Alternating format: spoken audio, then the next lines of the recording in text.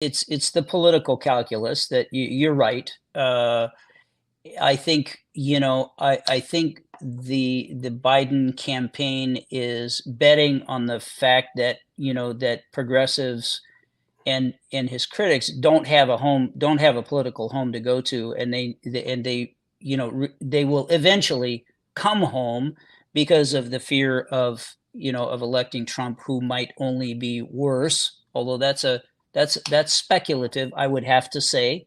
Yeah.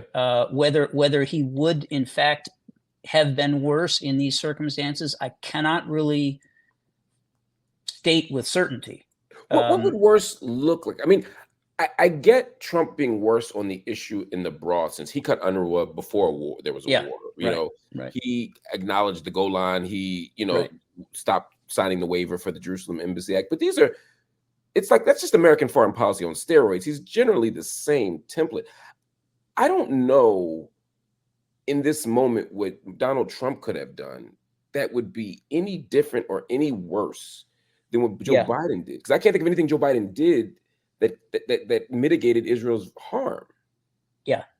I'm not sure that he would have done differently in a way that would have been felt differently by the people on the ground. Although it could have been worse. It could have been, like his buddy Lindsey Graham, level the place. Right. It could have been that. Yeah. Yeah. In any case, I back to your question about, what's going on with this, with this disapproval of a few bombs here and there, and then, authorizing $1 billion of aid a couple of days later. I think it's, a fundamental calculus that that there's, that critics of his policy have no political option, no electoral option, and people will eventually come back. And he's satisfying a lot of really important powers, everybody from the arms industry to, wealthy donors to the Democratic Party. Yeah. So,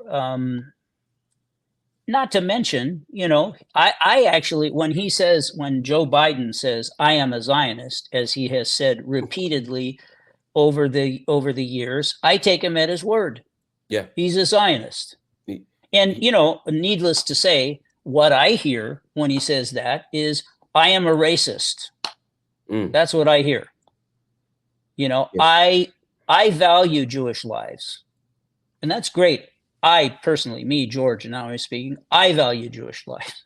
But I also value Palestinian lives, and I value them no less than I value Jewish lives. And I think that, his own aides, Biden's own aides, have commented on what what they see as an empathy gap, between his empathy for, Jewish victims of October 7th, a very human response, and his relatively cold response, actually, to his mouthing of Israeli talking points about, beheaded babies, and doubting the statistics that come out from the actually quite, as you pointed out, historically reliable Palestinian health ministry in the Gaza Strip.